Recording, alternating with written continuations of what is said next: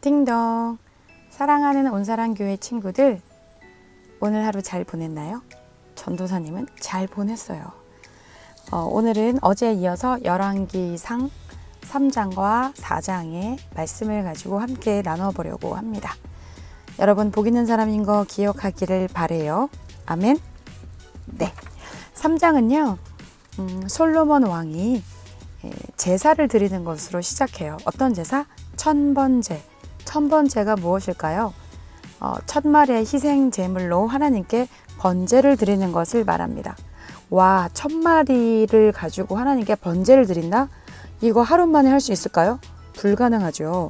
그래서 그 당시 성전이 건축되기 전이었기 때문에 산당이란 곳에서 하나님께 제사를 드렸습니다. 이스라엘에는 여러 개의 산당이 있었거든요. 그 중에 좀 큰 제사를 드릴 수 있는 그런 산당, 기브온 산당에 솔로몬이 찾아갑니다. 한 일주일 정도 이렇게 제사를 드렸다고 해요. 번제는 무엇을 상징할까요? 번제는 가죽을 제외한 모든 것을 하나님께 태워서 드리는 제사이거든요. 그 제사의 의미는 충성과 헌신입니다. 이제 솔로몬은 하나님이 다스리는 나라, 신정 왕국을 아버지를 이어서 잘 다스리고 싶었겠죠. 그런데 누구에게 가장 잘 보여야지만 나라를 잘 다스릴까요?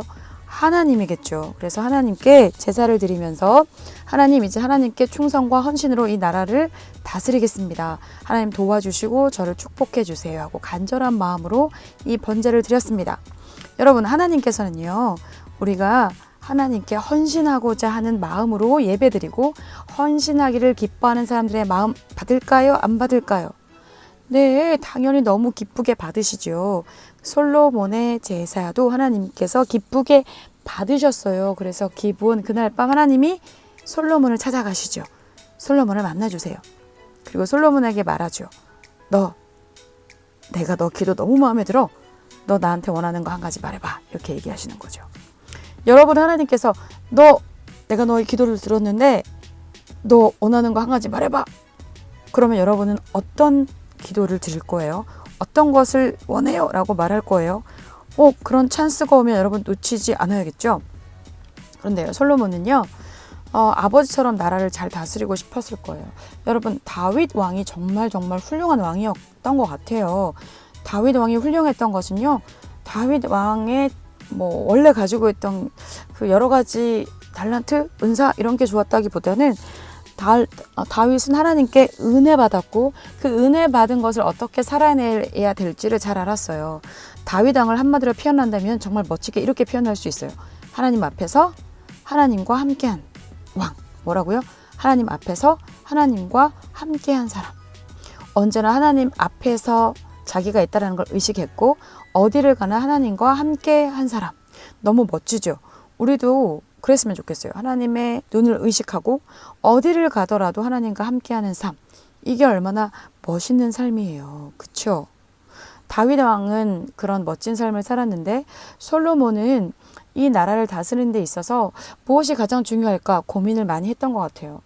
여러 모양을 생각하면서 왕이 그 당시에 있어서 중요한 것들을 했거든요. 물론 다윗 왕처럼 싸움을 잘해야 됐겠지만 그것보다 더 중요한 것이 있었어요. 그것이 무엇일까? 재판을 잘하는 것이었어요.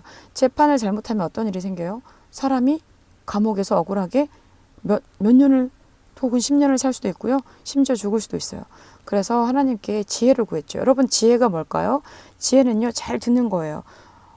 무엇을 잘 들어야 될까요? 하나님의 말씀을 잘 듣는 거예요. 그리고 하나님의 뜻을 항상 묻는 것이었어요. 그리고 자기에게 재판받으러 오는 사람들의 말을 잘 듣고 이해해야 되겠죠. 그런데 함부로 판단하면 안 돼요. 항상 하나님의 말씀대로 내가 판단할 수 있게 해주세요. 하나님 말씀을 잘 이해해서 이 사람들을 잘 선악간에 판단할 수 있게 해주세요.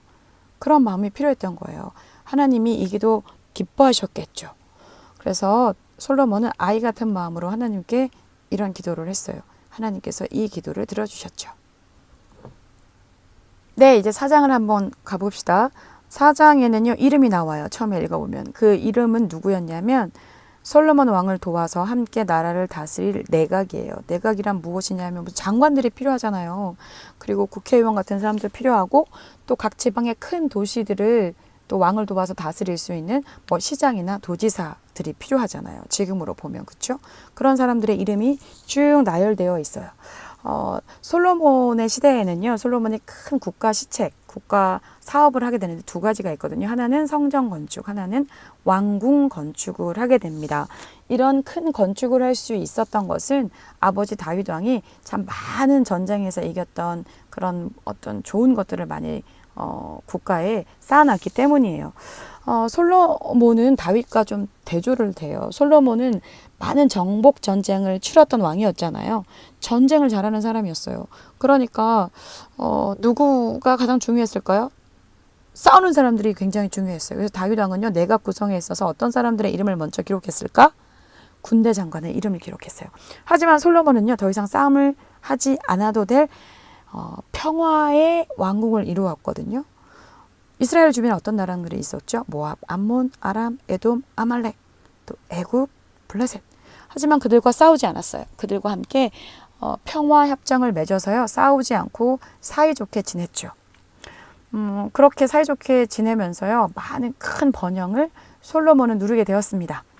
그리고 그가 얼만큼 큰 번영을 누리게 되었는가? 물론 그가 지혜가 뛰어나서 많은 사람들의 그의 지혜를 들으려고 많은 또 이렇게 선물을 가지고 왔죠. 그것뿐 아니라 그의 왕궁이 얼마나 컸는지를 어떻게 알 수 있죠? 그곳에 많은 사람이, 수가 얼마나 많은 사람들이 그 왕궁에 살았는가를 보면 알 수 있죠. 그런데 그 수가 나와 있지는 않아요. 그런데 어떻게 알 수 있죠?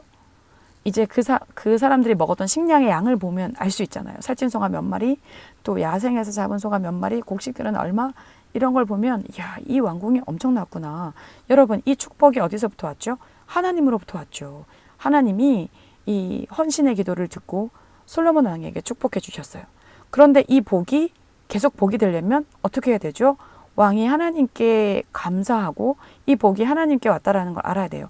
여러분, 하나님께서 여러분을 축복해 주실 때 여러분이 그 복을 계속 받으려면 하나님께 대한 감사를 잊으면 안 돼요. 혹시 오늘 불평한 것이 있나요? 감사하지 못한 게 있나요? 회개하고 하나님 앞에 감사드리는 오늘이 됩시다.